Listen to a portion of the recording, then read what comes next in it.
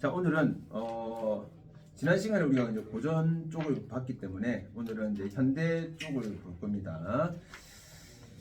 현대시도 종류가 참 많죠. 자, 166쪽 부분을 보시면 되겠습니다. 166쪽에 보시면 제일 먼저 나와주고 있는 게 해익에서 소년에게라는 작품이거든요. 일단 이 작품은 패스합니다. 잘 나오지 않는 부분이라서 일단 얘는 패스해놓고 우리는 두 번째 부분부터 볼 겁니다.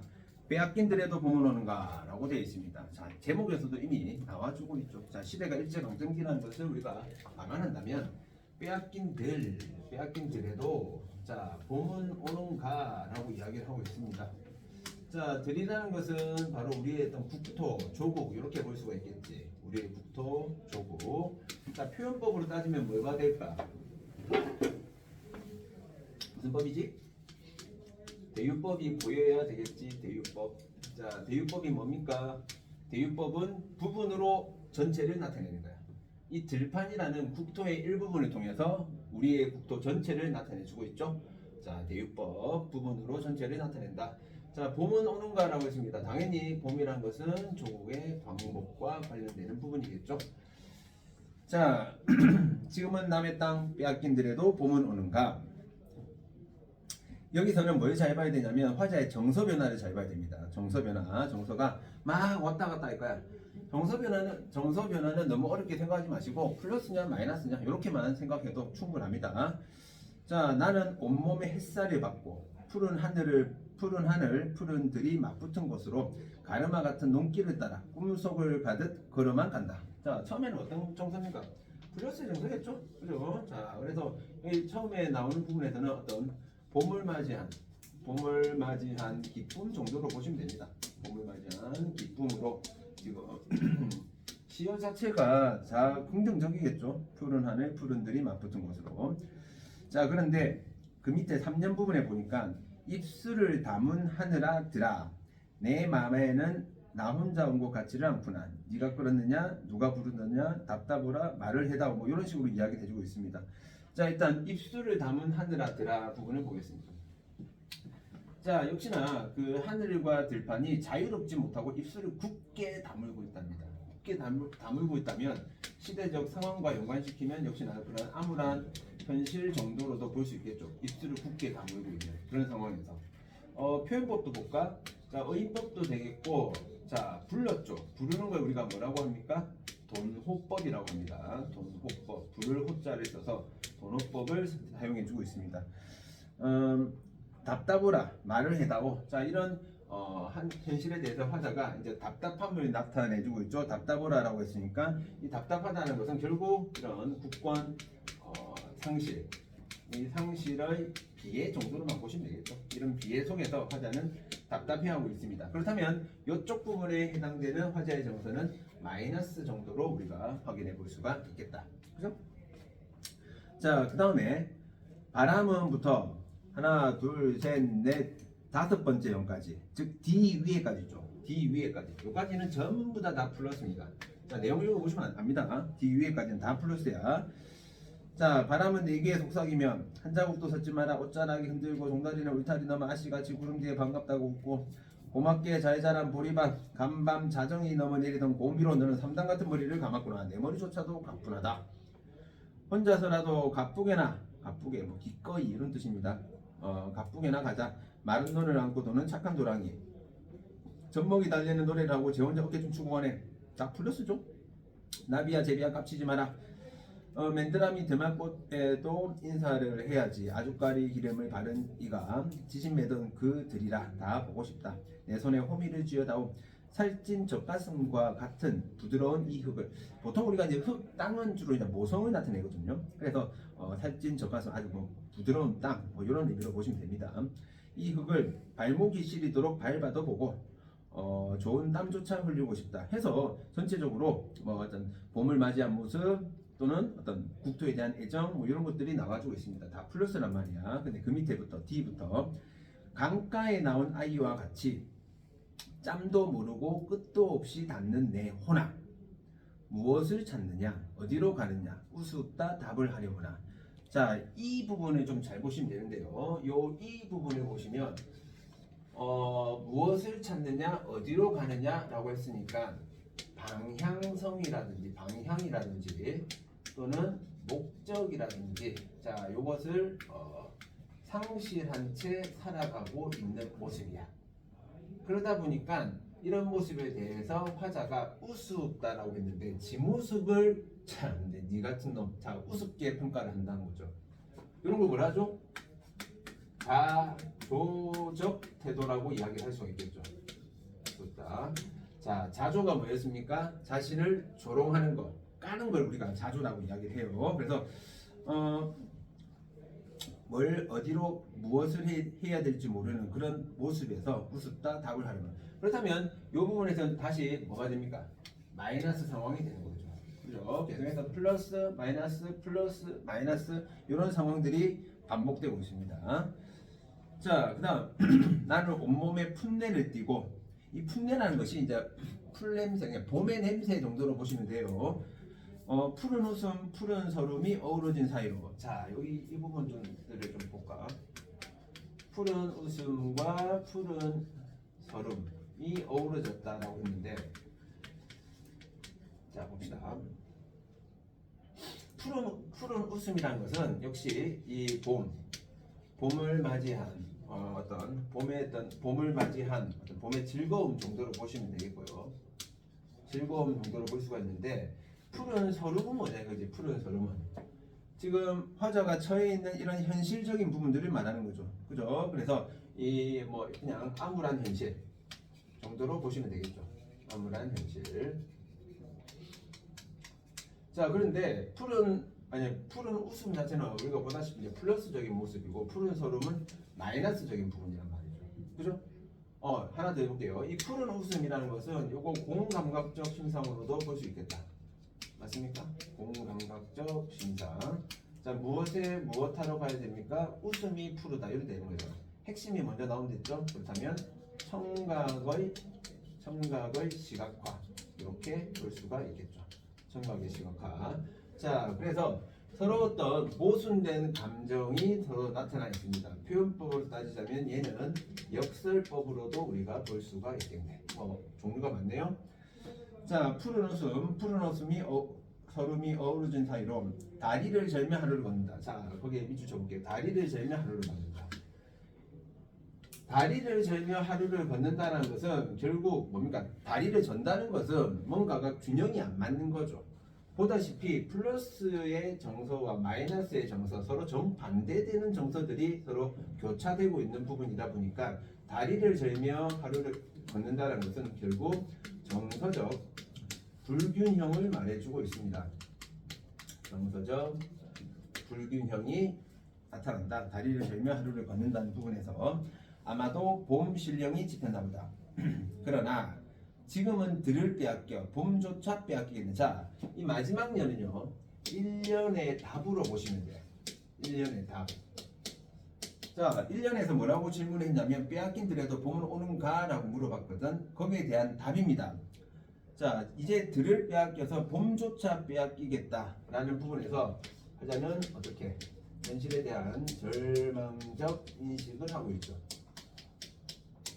그래서 지금 이걸 이제 해석하기 나름인데 봄조차 빼앗기겠네 라고 했으니까 지금 봄조차 빼앗길 수 있는 아주 위태로운 상황이다. 그래서 이제 봄을 빼앗기지 않기 위해서 뭐 노력을 해야 된다. 이런 식으로 해석을 해도 뭐 무관합니다. 아무튼 지금 현실이 봄조차 빼앗길 만큼 절망적이다라는 것을 보여주고 있는 그런 작품으로 봐주시면 되겠습니다. 나머지는 크게 볼 것은 없고요. 작품 개관 1등급 노트 이런 것들 좀 읽어보시면 됩니다. 자, 출제 예감으로 나와주고 있지는 않지만 여러분들 뒤에 나와주고 있는 3번 문제를 잠깐 보겠습니다. 3번 문제.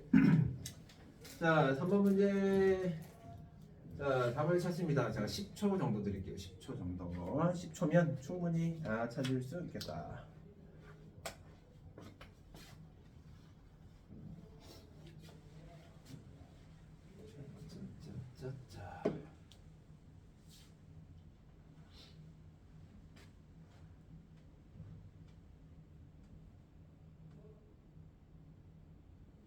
자, 찾았죠?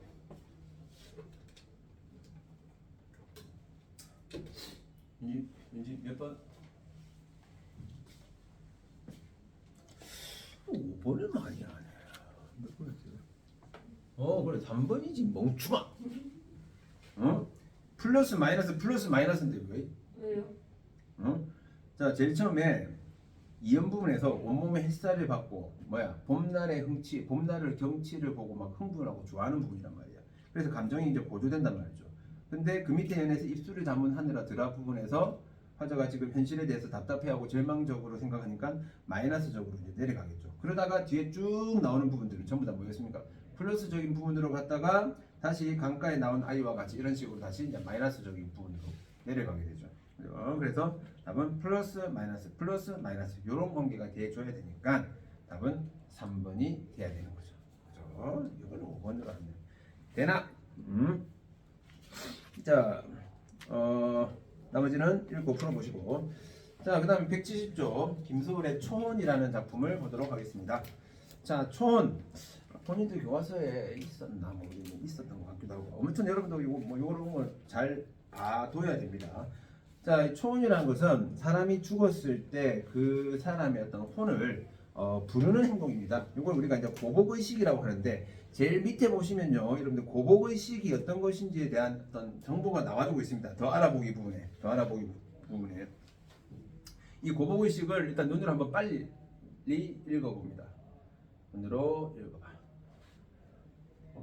보통 그 사람이 입었던 옷이나 뭐 이런 옷가지들을 들고 높은 데 올라가서 막 옷을 흔들면서 그 사람 이름을 막 부르죠. 철수야 죽은 사람이 성렬아. 자, 맞죠? 자, 그러면 이것도 역시 잘 보셔야 되는데, 자 1년에 보니까 사용되고 있는 표현법들이 뭐가 나올지 한번 보세요. 산산이 부서진 이름이여, 허공 중에 헤어진 이름이여, 불러도 주인 없는 이름이여, 부르다가 내가 죽을 이름이여. 자, 표현법이 총 한 4가지 정도로 보면 됩니다. 4가지 정도로 나올 수 있는데 어떤 게 있을까? 뭐가 보입니까?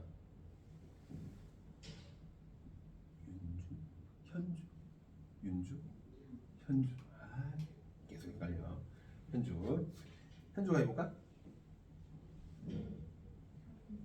뭐요? 반복. 이름이요. 반복. 맞습니다. 또 보이는 게 뭐가 있을까? 딴 거 안 보입니까? 딴 거 동료가 뭐가 보이노? 오케이, 느낌표 있잖아요. 얘기를 하지. 그래. 영탄법 이름이여 라고 감탄의 형태로 끝맺고 있습니다. 영탄법. 자, 2가지 더. 비유랑 대구. 뭐 대구도 볼 수는 있습니다. 하지만 적지는 않겠습니다. 자, 대구도 맞겠고. 또 점층 보입니까? 점층. 자, 화자가 가지게 되는 어떤 비애 정도가 점점 부르다가 내가 죽을 것 같다니까 비애가 더 쌓이는 부분이죠. 정도가 더 강해지기 때문에 점층적 할 수 있죠. 하나 더, 마지막 하나, 3번째 줄 때문에 그렇습니다. 3번째 줄 뭐죠? 오케이, 역설. 자, 이름인데 주인이 없다잖아. 주인이 없는 이름이 어디 있어? 그죠? 그래서 여기서는 역설법까지 볼 수가 있겠습니다. 어쨌든 1년에서는 어떤 임의 죽음, 임의 어떤 부재 상황 속에서 화자가 슬픔에 가득 차 있는 그런 모습이야. 자, 2연에서 자, 심중에 남아 있는 말 한마디는 끝끝내 마저 하지 못하였구나. 역시 그 2줄을 묶어 보겠습니다. 자, 여기서는 화자의 정서를 좀 알아두셔야 되는데 여기에 나타난 정서를 우리는 뭐라고 하냐면 회한이라고 합니다. 회한이 뭐였죠? 줄임말이라고 했죠. 자, 앞에 후자를 붙이면 될 것이고 한은 탄자를 붙이면 되겠다. 그렇죠? 후회와 한탄을 말합니다. 자, 이 회환을 나타내는 대표적인 작품이 하나 더 있는데요. 서정주 시인이 쓴 작품 중에 귀촉도라는 작품이 있습니다. 이걸 알려드리는 이유는 분명히 시험 칠 때 유사한 정서 찾는 문제가 나오게 될 겁니다. 나오게 될 때 우리가 싫어하는 유형 뭡니까? 가장 적절한 것. 그러니까 한탄하는 어떤 보기들이 나왔을 때는 답이 될 수가 없다는 거죠. 왜?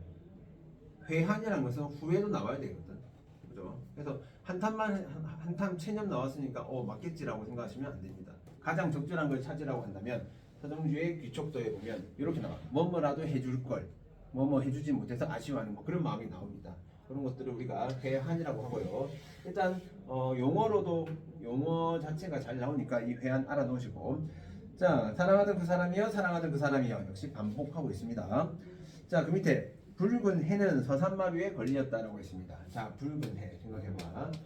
이 붉은 해가 아침에 떠오르면 뭐 어떤 밝음으로 뭐 동적이고 뭔가 활기찬 그런 느낌인데, 이 해가 지금 어디에 걸렸죠? 서산마루라고 했습니다. 서쪽 산 꼭대기. 그러니까 해가 질 무렵이라는 거죠. 해가 질 무렵. 그죠? 그렇다면 이 붉은 해라는 것은 일종의 낮과 밤의 경계로 볼 수가 있어. 낮과 밤의 경계가 되는데, 낮이라는 것은 밝음의 이미지 때문에 우리가 어떤 이승의 시간으로 본다면, 밤이라는 것은 어둠 때문에 저승의 시간으로 볼 수가 있다는 거죠. 그죠? 죽음을 소재로 할 때는. 그렇다면 삶과 죽음의 경계, 이렇게 해도 상관이 없다는 겁니다. 삶과 죽음의 경계가 이 바로 해질 무렵. 그래서 보통 해질 무렵에 귀신들이 지금 자기 나라를 못 가면 밤에 귀신들이 이제 나타나는 거예요. 자, 사슴의 무리도 슬피운다. 자, 사슴의 무리. 자, 사슴에다 뭐 적을까? 슬피운다라고 했네요. 슬피운다. 감정이입이겠죠. 그죠? 슬피운다. 감정이입은 역시나 여러분들 시험 문제 안 나올 수가 없습니다. 그죠? 대상 플러스 감정이 나오면 다 감정이입이다. 꼭 기억해놓고. 자, 떨어져 나가 앉은 산 위에서 나는 그대의 이름을 부르노라. 자, 서름의 겹도로 부르노라. 하지만 부르는 소리가 비껴가지만 하늘과 땅 사이가 너무 넓구나. 자, 그 두 줄. 부르는 소리가 비껴가지만 하늘과 땅 사이가 너무 넓구나. 자, 하늘은 지금 일종의 뭐가 됩니까? 저승의 세계. 땅은 이승의 세계. 그렇다면 하늘과 땅 사이가 넓다. 부르는 소리가 비껴간다는 것은 이렇게 보시면 되겠죠? 자, 삶과 죽음의 거리가 이렇게 보시면 된다. 그래서 자, 내가 있는 이 공간하고 죽은 사람이 있는 그 공간이 너무 넓대요. 넓으니까 부르는 소리가 비껴간다. 그렇죠? 삶과 죽음의 이승과 저승의 어떤 거리감 또는 우리가 단절감이라고도 이야기해도 됩니다. 그치? 그러니까 단절되었으니까 소리가 서로 주고받을 수 없는 거잖아요. 그죠? 자, 마지막에 선체로 이 자리에 돌이 되어도 부르다가 내가 죽을 사람이여 라고 했습니다. 자, 돌이라는 것은 화자가 가진 어떤 슬픔 또는 한의 응집체 또는 응결체 이렇게 이야기할 수가 있겠지요. 응집체나 응결체. 그리고 하나 더 추가할게요. 자, 요거는 우리가 망부석설화하고도 연관시켜 볼 수가 있습니다. 자, 망부석설화가 뭐죠? 아마 오른쪽에 보시면 4번 문제에 나와주고 있을 겁니다. 4번 문제.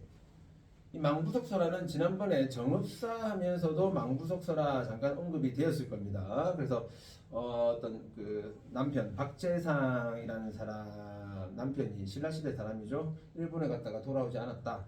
아내가 기다리다가 돌이 되었다. 뭐 그것과 연관되는 건데, 우리가 보통 어떤 사랑하는 사람을 잃은 상황에서 어떤 돌이라는 단어가 나왔을 때는 이 망부석 쪽을 떠올려 보시면 됩니다.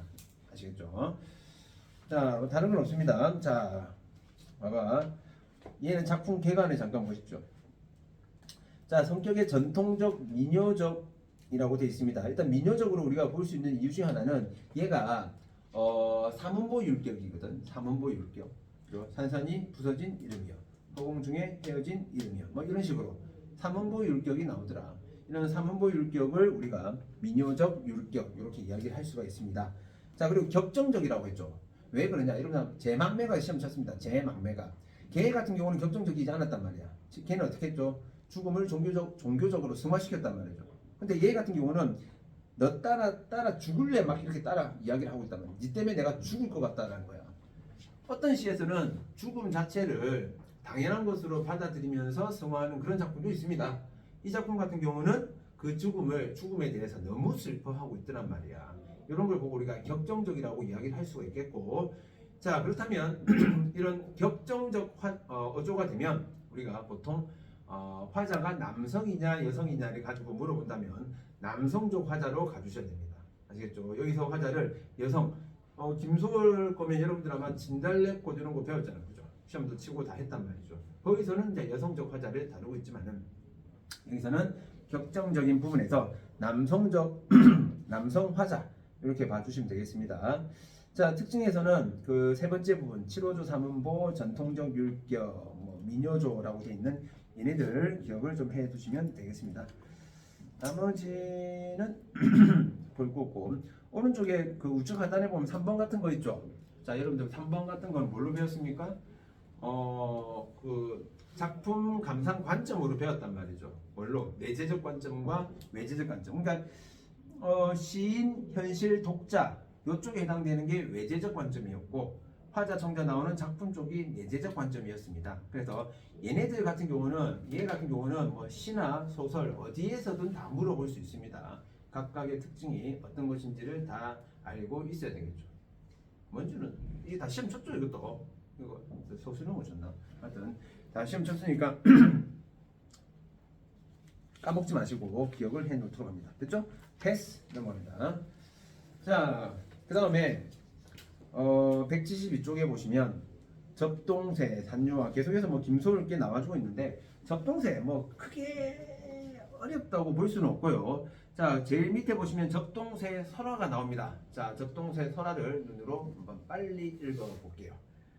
접동세 설화. 옛날 이야기지. 옛날 이야기. 접동세 설화.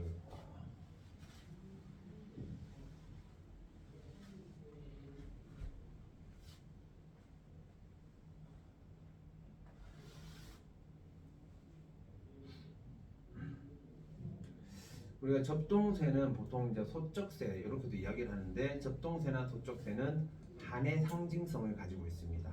그래서 보통 시에서 특히 뭐 고전이든 이런 시에서 접동세가 나올 때는 전체적으로 분위기가 암울한 분위기로 흘러가는 작품들이 많다. 이런 것도 좀 알아두시면 좋겠죠. 자, 가볼까요? 자, 접동 아오레비가 우측의 어휘 뜻에 나와주고 있습니다. 아홉 오라비라고 되죠. 우측 지문에. 자, 제일 위에 보면 나와주고 있습니다.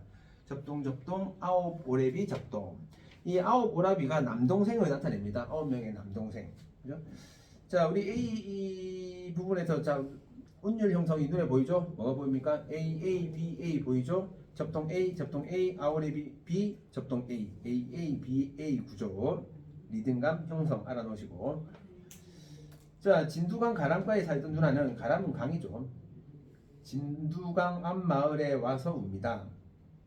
옛날 우리나라 먼 뒤쪽에 진두강 가람가에 살던 누나는 의붓어미 시샘에 죽었습니다. 의붓어미가 계모를 말하는 거죠. 3년 같은 경우는 접동세 설화의 내용을 요약적으로 제시해주고 있습니다. 누나라고 불러보랴 오불설워. 자, 오불설워 이거 줄쳐두시고, 자, 여기서는 오불설워 해서 화자가 가지는 주관적 감정의 표출이라고 보셔야 되는데, 불설워라고 하니까 불자를 아니불 뭐 해서 뭐 서럽지 않다 이렇게 생각할 수가 있는데 아니죠. 불설로와 뜻을 잠깐 보시면요, 몹시 서럽다 이렇게 되어 있습니다. 그래서 감정의 표출이 여기서는 이제 직접적으로 제시가 되죠. 직접적으로 서럽다라는 감정이 나와주고 있습니다. 그래서 만약에 보기에서 이 시는 감정의 절제를 통한 이런 말이 나오면 틀린다는 거죠. 그죠? 여기서 서럽다는 말이 나왔기 때문에, 자, 누나라고 불러보랴. 아니구나. 시세움에 몸이 죽은 우리 누나는 죽어서 접동세가 되었습니다. 자, 접동세 네모만 쳐두시고요. 우측에 여러분들 1등급 노트에서 접동세의 의미가 나와주고 있습니다. 따로 적지는 않겠습니다. 그 1등급 노트에 보시면 접동세라는 것이 죽은 누나의 화신, 그리고 누나가 품고 있는 한의 어떤 상징 이런 것들이 나와주고 있으니까 그렇게만 봐 놓으시고, 자, 아홉이나 남아되던 오랩 동생, 남동생들을 죽어서도 못 잊어, 차마 못 잊어. 야삼경 남 다자는 밤 깊으면 이산 저산 옮아가며 슬피 웁니다. 왜? 죽어서도 계모의 눈을 피해 다녀야 되거든. 아까 우리 그 설화 봤죠? 계모가 죽어서 뭐가 됐습니까? 죽어서 까마귀가 됐다 이렇게 나와주고 있잖아. 이제 까마귀가 돼서 막 따라다닌다 봐. 끈질기지, 그지? 그래서 그 계모의 눈에 피해서 죽어서도 피해가지고 다녀야 하는 누나의 한 이런 걸 보여주고 있습니다. 자, 뭐 다른 내용들은 특별히 없고요. 자, 우리는 산유화를 바로 넘어가서 보도록 하겠습니다.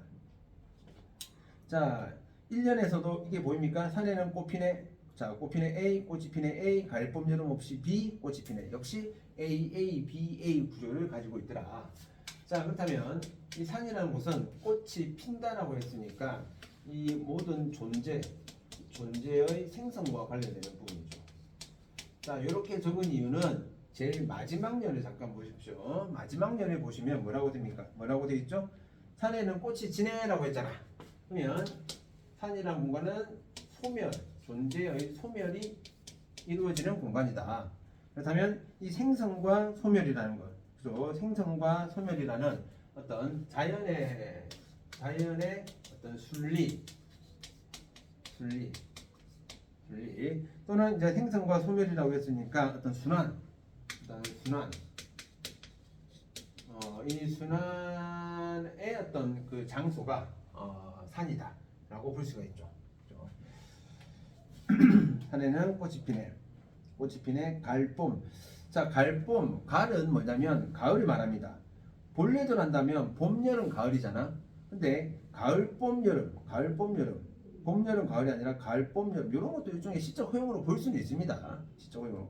그리고 가을을 갈 이렇게 표현했잖아. 갈. 그죠? 좀 더 이제 발음을 부드럽게 하기 위해서 가을을 갈. 다 이런 게 시적 허용에 해당되는 거죠. 꽃이 피네. 산에 피는 꽃은 저만치 혼자서 피어있는. 자, 저만치 밑줄. 자, 여기서 저만치의 의미가 이 작품에서 어떻게 보면 제일 중요하다고도 볼 수 있는데요. 이 저만치는 우리가 보통 어떤 거리감을 나타낼 때 저만치라고 한단 말이야. 누구와 누구의 거리냐? 자, 여기서는요, 화자와 꽃 간의 거리감으로 볼 수도 있고, 또는 꽃들과 꽃들, 자, 꽃과 꽃 사이의 거리감으로 볼 수 있다. 그 말은 이 꽃이라는 존재도 그렇고 화자라는 존재도 그렇고 이 모든 존재는 다 고독하다는 거죠. 존재의 고독함. 인생 혼자. 모든 존재는 다 따로 이렇게 떨어져서 살아가게 되는 그런 존재라는 거죠. 그렇죠? 그래서 존재의 고독감에 대해서 이야기를 해주고 있습니다. 산에서 우는 작은 새여, 꽃이 좋아 산에서 사누라네. 자, 작은 새 밑줄 치시고, 자, 작은 새가 산에서 운다라고 했죠? 그렇다면 작은 새에도 역시 뭐 적으면 되나? 감정이입으로 적어주시면 되겠죠. 알겠습니까? 자, 마지막 면에 산에는 꽃이 지네, 가을, 봄, 여름 없이 꽃이 지네. 자, 우리 여기서는 1년과 유사한 형태죠. 그렇다면 변형된 수미상관 이렇게 이야기를 할 수가 있겠고요. 이 변형된 수미상관이라는 얘를 우리가 뭐 어떤 반복과 변주를 통해서 자, 이렇게 표현해도 맞는 말입니다. 변주라는 것이 이제 변형된 형태란 말이 되겠죠. 기본적으로 효과를 물어본다면 수미상관의 효과 그대로 봐두시면 되겠습니다. 됐죠? 자, 하나 더. 자, 여기서 보시면 뭐뭐하네. 시행의 모든 종결에서 네라는 걸로 지금 끝나고 있습니다. 이런 경우를 우리가 보고 뭐라죠? 네라는 부분으로 끝나는 걸 보고 우리가 이렇게 표현하죠. 가군의 반복이라고 이야기를 할 수가 있습니다.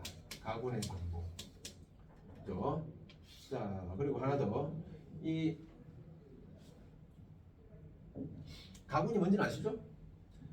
그 진달래꽃에서도 가군의 반복이 나왔잖아. 뭐가 나왔죠? 말없이 보내드리우리다. 나오죠. 그죠?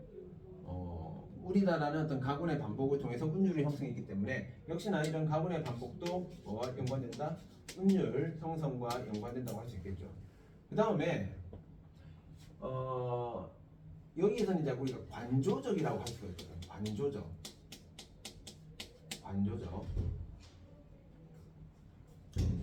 자, 관조라는 단어가 굉장히 자주 나옵니다. 이제 또 나오겠지. 분명히 여러분들 그 작품 배우는 작품들의 속에서 관조적이 나올 건데, 그러니까 이 시가 딱 관조적이다 아니다라고 우리가 잡기가 참 애매한 부분들이 있습니다. 그래서 제가 대략적인 어떤 관조의 어떤 틀을 우리가 좀 한번 알아볼 필요가 있는데요. 관조의 정의가 뭐냐면 마음으로 바라보는 거야. 마음으로 바라보는 거. 그럼 우리가 뭔가 어떤 시를 마음으로 바라본다는 것은 결국 뭐와 연관되냐면 어떤 존재의 본질, 존재의 어떤 본질적인 부분들, 이런 걸 나타내는 어떤 시, 또는 어떤 탈속적. 이 탈속이라는 게 어떤 거죠? 이 속세를 벗어난다 이 말이잖아. 예를 들어서 갑자기 작가 이름이 생각 안 나지. 장수산이라는 작품이 있는데 그 장수산이라는 작품에서 보면 어떤 스님이 9번 장기를 떴는데 9번 다 지는데 웃으면서 산으로 올라간대. 그런 것도 다 탈속적이 됩니다. 우리가 속세에서는 우리가 다 뭔가를 이제 이겨내려고 하는 모습이잖아, 그지? 근데 여기서는 이겨내려고 하는 것이 아니라 그것을 다 버리고, 속세적인 것들을 다 버리고 가는 모습. 이런 것들을 우리가 다 탈속적이라고. 이 탈속적인 내용들이 나오면 주로 시들은 관조적이 될 수가 있습니다. 관조적. 자, 하나 더. 그러면 관조적이 되면 어떤 효과가 있을까? 감정 절제가 나온다는 거죠. 감정 절제. 그러니까 이 관조적인 시에서는 전부 다 감정의 표출이 없습니다. 지금 우리 나 작품을 봤을 때 특별한 어떤 감정 나오는 거 있습니까? 없잖아. 왜? 본질에 대한 어떤 깨우침, 깨달음, 그렇죠? 어떤 내면적인 어떤 그 내면의 어떤 승화, 뭐 이쪽이 다 관조적에 해당되기 때문에 항상 감정 절제하고 같이 이렇게 세트로 묶인다. 이렇게 기억을 좀 해두시면 되겠습니다. 자, 그러면 이것도 나머지는 읽어보시면 되고요. 오른쪽에 2번 문제를 보겠습니다. 자, 이런 식의 문제 역시 만나겠죠? 아마 만난다면 뭐 3점 이상의 3.5점 이상 뭐 이런 식의 어떤 문제가 될 것이고, 꼭 문제가 나오면 다음 중 화자의 정서와 유사한 것 이렇게 물어볼 수 있는 거 있고, 얘처럼 상황 및 정서가 가장 유사한 것 이런 식으로 물어볼 수 있단 말이에요. 그러니까 상황과 정서가 서로 일치해야 됩니다. 그러니까 상황과 정서 두 가지를 동시에 다 해결할 수 있는 아이를 찾아야 된다. 근데 여기서는 뭐 적절하지 않은 걸 찾으라고 했으니까 오답은 좀 선명하게 찾아낼 수 있지 않을까 싶습니다. 자, 답은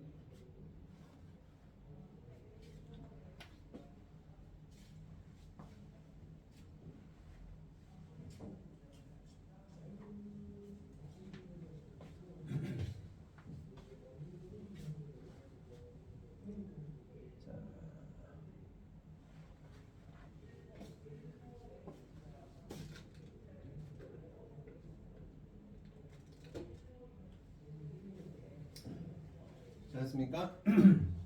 참고로 1, 2, 3, 4 전부 다 죽음과 이별과 죽음을 소재로 해주고 있습니다.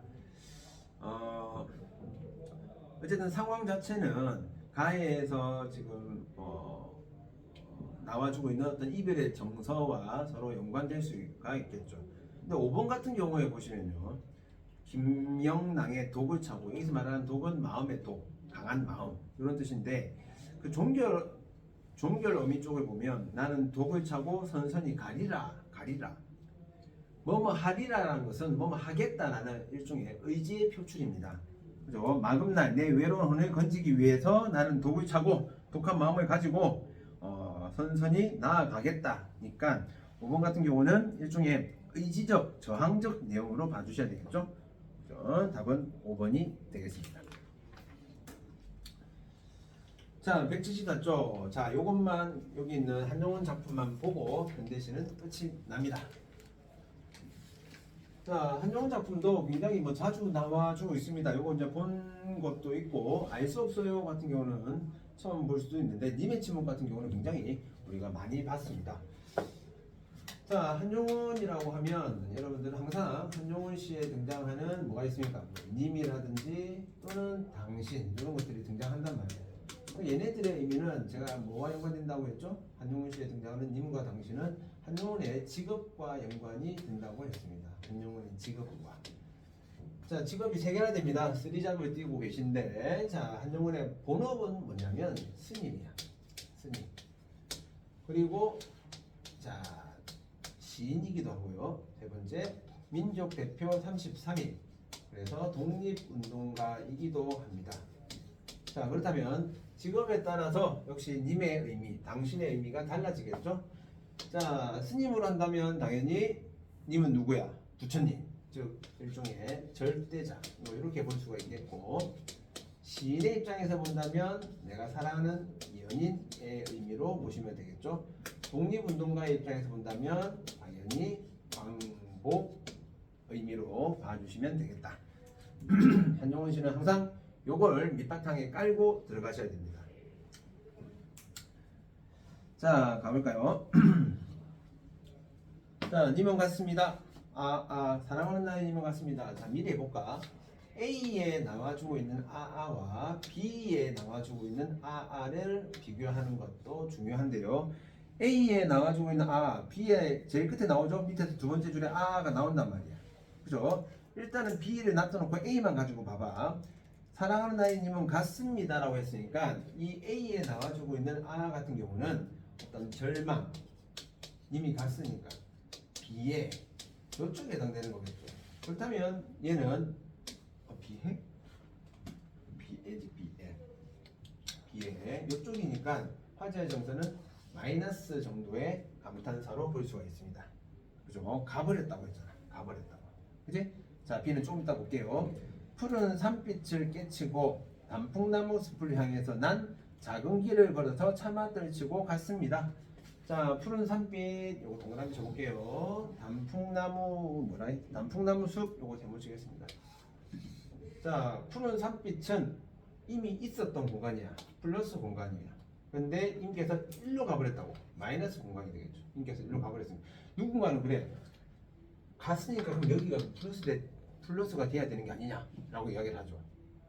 맞는 것 같은데 중요한 것은 푸른 산빛에서 나와 함께 있었던 그런 공간이기 때문에 얘가 이제 플러스 공간이 되는 거죠.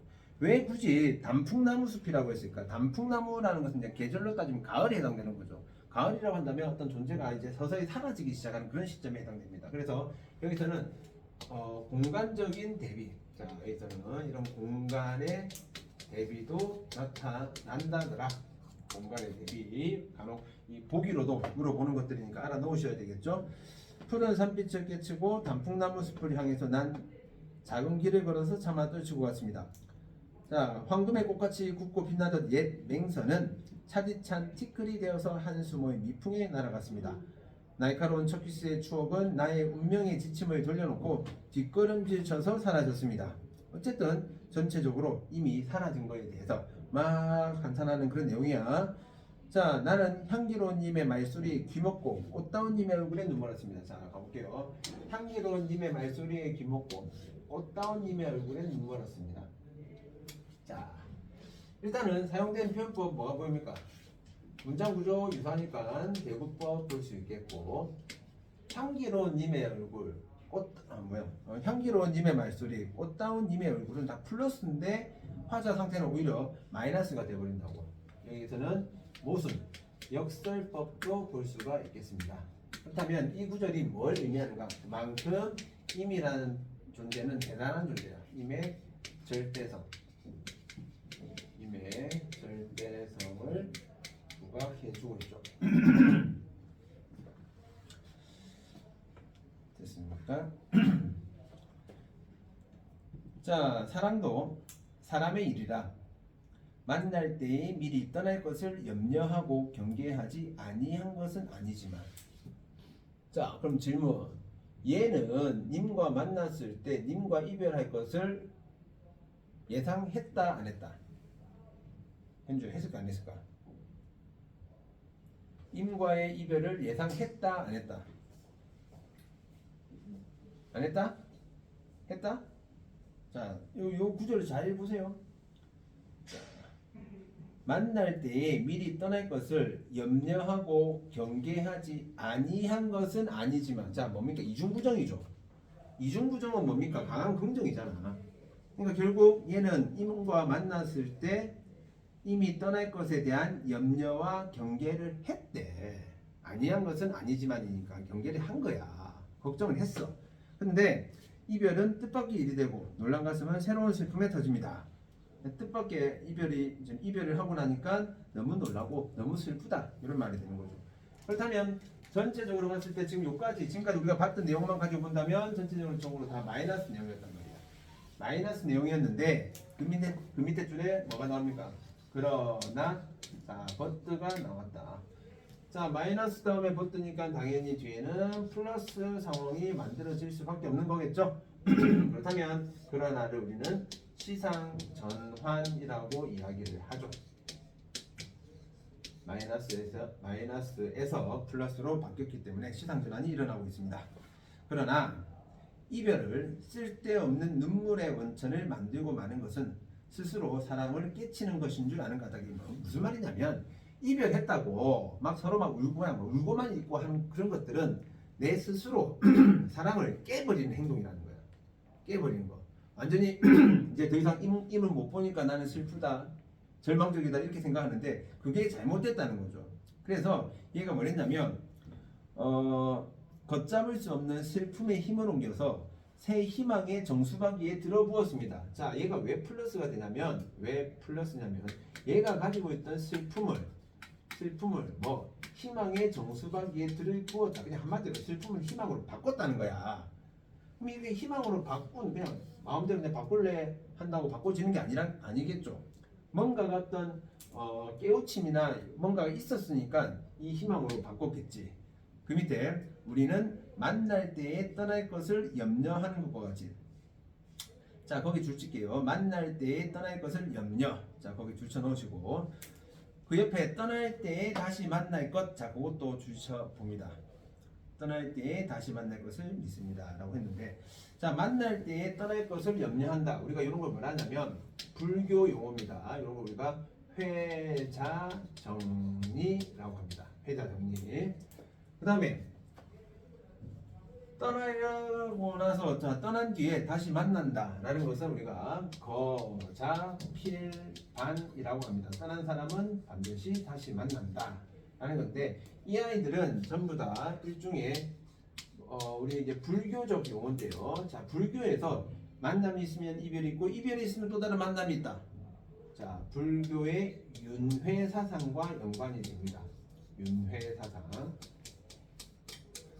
우리도 지금 불교의 입장으로 본다면 지금 윤회한 거죠. 사람으로 윤회해가지고 이렇게 지금 살아가고 있는 그런 모습이겠지.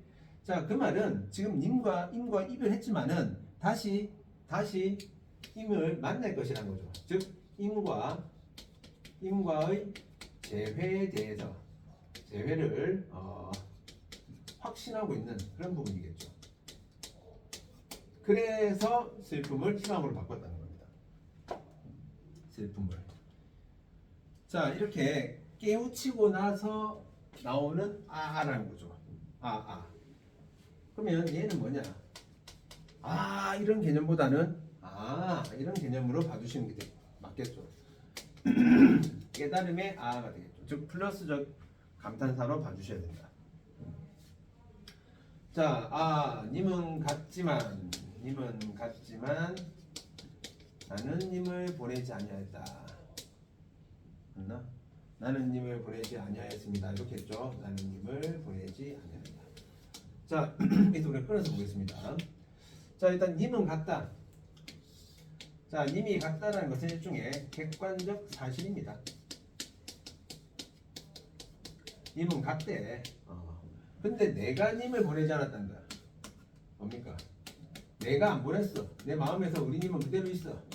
주관적 의지죠. 즉 객관적 사실을 주관적 의지로 이 현실을 극복하고 있는 모습이라는 거죠. 주관적 사실을 아니 객관적 사실을 주관적 의지로 극복하고 있는 그런 모습이다. 자, 뭐 표현법은 자주 나왔죠. 무슨 법이었습니까? 갔는데 안 보냈대. 말이 안 되죠. 역설법에 해당되겠습니다. 역설법. 자, 제 곡조를 못 이기는 사랑의 노래는 님의 침묵을 휩싸고 돕니다. 자, 생각해봐. 님의 침묵이라고 했을 때, 님의 침묵.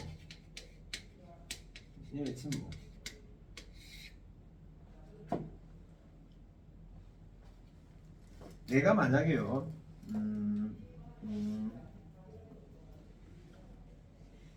아무 말을 하고 있지 않습니다. 그럼 내가 지금 침묵하고 있잖아? 그럼 내가 없나? 있죠. 내가 있다고. 그러니까 객관적인 모습으로는 없는 것 같지만은 그 존재 자체가 사라진 건 아니야. 님께서 침묵을 하고 있지만은 그 존재 자체가 사라진 건 아니야. 그 존재는 그대로 있어. 객관적으로는 어떤 장소 자체를 어디로 옮겼겠지. 옮겨서 갔을 수는 있지만은 그 존재가 완전히 빠이빠이 하고 사라지진 않았어. 그렇게 생각할 수 있었던 이유 중에 하나는 이 사람과의 나는 또 만날 거니까. 자, 그걸 만약에 시대적 상황과 연관시켜서 생각을 해본다면요. 님 자체가 조국의 광복이라고 한다면, 그죠? 지금 현재로는 우리가 지금 일본에게 뭔가를 빼앗겼어. 그래서 님이 없는 것처럼 보이지만은 님이 없지는 않다고. 즉 그 말은 님은 존재한다. 즉 광복에 대한 어떤 확신. 이쪽으로 우리가 이제 해석이 또 가능해진다는 거죠. 시대적 상황과 연관시킨다면. 그렇죠? 그래서 마지막 부분에서 자, 님의 침묵을 휩싸고 돈다 이런 부분에서는 부정적 현실에 대한 그런 극복 의지 이런 것까지 같이 볼 수가 있겠습니다. 됐죠? 님의 침묵도 뭐 잘 나옵니다. 이것도 잘 나오는 작품이니까 꼭 신경 써서 봐 놓을 수 있도록 하시고, 자, 그 다음에 알 수 없어요 라는 작품을 볼 건데, 구조가 다 유사합니다. 지금 이게 뭐냐면 우리가 생각하는 어떤 절대적 존재, 이런 초월적 존재라고 했을 때, 초월적 존재, 이 초월적 존재는 눈에 보입니까? 초월적 존재는 눈이 안 보여. 그러니까 이런 초월적 존재를 알기 위해서 우리는 끊임없는 이 초월적 존재를 알기 위해서 끊임없는 어떤 구도의 자세가 필요해. 구도의 자세. 구도가 뭐냐? 도를 구한다 이거야. 도를 구하는. 근데 이 초월적 존재가 하나의 어떤 그런 자연물을 통해서, 자연물이 여기 등장하는 이런 자연물을 통해서 이런 어떤 흔적을 남겨주고 있어. 흔적을 남겨주고 있어. 볼 수 없는, 우리가 만지고 듣고 할 수 없는 존재인데 이게 어떤 자연물을 통해서 지금 제시되어 있단 말이죠. 자, 한번 가볼게요. 뭐하고 연관시키냐면 그 1등급 노트에 나에서 누구의 의미 나오는 거 있죠? 1등급 노트에 누구의 의미, 요거하고 좀 연관시키면서 봐주시면 좋습니다. 자, 바람도 없는 공중에 수직의 파문을 내며 고요히 떨어지는 오동잎은 누구의 발자취입니까? 자, 오동잎에다가 네모만 쳐두겠습니다. 오동잎은 누구의 발자취입니까? 그러니까 갑자기 가만히 있는데 잎이 툭 떨어져. 아, 이것은 어떤 임의 발자취다. 임께서 지금 지나가는 흔적이다. 뭐 이렇게 이야기를 하는 거죠. 누구의 발자취입니까? 자, 지리한 장마 끝에 서풍에 몰려가는 무서운 검은 구름의 터진 틈으로 언뜻 보이는 푸른 하늘은 누구의 얼굴입니까? 자, 푸른 하늘도 네모 쳐두시면 되겠죠. 푸른 하늘도 네모. 자, 전부 다 어떤 자연 현상을 이야기할 겁니다. 꽃도 없는 깊은 나무에 푸른 잎길을 거쳐서 예탑 위에 고요한 하늘을 스치는 알 수 없는 향기는 누구의 입김입니까? 향기 내보시면 되겠죠? 꽃도 없는 그 나무에 향기가 나더래. 이 향기는 누구의 입김입니까? 자, 임의 입김이다 이 말이지. 근원은 알지 못한 곳에서 나서 돌뿌리를 울리고 가늘게 흐르는 작은 시내. 자, 굽이굽이 누구의 노래입니까? 자, 우리 시냇물이 어디서 나온지 압니까? 모르잖아. 그러니까 근원을 알지 못한다고. 역시 작은 시내 네모치시고, 이 작은 시내가 뭐 임의 노래다 이 말이겠죠. 연꽃 같은 발꿈치로 가히 없는 끝없는 바다를 밟고 옷 같은 손으로 끝없는 하늘을 만지며 떨어지는 해를 곱게 단장하는 저녁놀도 네모치시고, 자, 누구의 시입니까? 자, 임의 시다 이 말이죠. 그래서 이런 추월적인 존재, 절대자의 존재를 우리가 확인할 수가 없는데, 이런 어떤 자연 현상을 통해서 얘가 누구의 뭡니까 뭐 이런 식을 통해서 어떤 어떤 흔적을 지금 찾아가고 있는 그런 모습이죠. 이렇게 찾아가고 있는 절대적 존재를 찾아가려고 하는 이런 모습이 일종의 구도적 자세와 연관이 되는 겁니다. 구도적 자세. 자, 마지막에 타고 남은 재가 다시 기름이 됩니다. 이것도 뭐죠? 타고 남은 재가 기름이 된다. 이것도 일종의 윤회 사상하고 동일한 겁니다. 그러면 타고 남은 재가 기름이 되고, 기름은 다시 타서 재가 되고, 재는 다시 기름이 되고, 계속 뱅글뱅글 도는 거란 말이죠. 하나 더. 일단은 말이 안 되는 표현이니까 역설법도 볼 수 있겠죠. 타고 남은 재가 다시 기름이 됩니다. 그칠 줄 모르고 타는 나의 가슴. 자, 그칠 줄 모르고 타는 나의 가슴. 왜? 이런 거죠. 진리를 향한 구도의 자세. 똑같습니다. 진리를 향한 구도의 자세. 끊임없이 계속해서 이 진리를 추구하려고 하는 어떤 절대적 존재에 대한 어떤 그런 사랑, 진리를 향해서 도를 추구하는 그런 구도적 자세. 이 나의 가슴은 누구의 밤을 지키는 약한 등불입니까? 자, 누구의 밤을 지키는 약한 등불입니까? 자, 밤 세 붙여놓고, 자, 약한 등불까지 보도록 할게요. 자, 지금 밤이라고 하는 이유는 누구의 밤을 지키는이라고 했을 때, 이 밤은 지금 임의 부재 상황. 자, 하지만 내가 약한 등불이 되어서 임의 존재를 밝히겠다는 겁니다. 그죠? 결국 이 약한 등불은 어떤 밤을 몰아내기 위한 어떤 화자의 태도와 연관되겠죠? 뭡니까? 약한 등불은 이런 의지라든지 어떤 그런 희생적 태도, 의지나 희생적 태도와 역시 연관을 시켜볼 수 있겠다.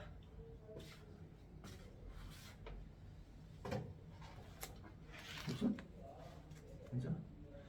다른 거는 뭐 특별히 볼 건 없겠고요. 175쪽에 1번 문제 잠깐 보시면, 여기 이제 경어체가 뭔지는 아시죠? 경어체는 몸 했습니다 이런 높임 표현을 말해주고 있습니다. 높임 표현.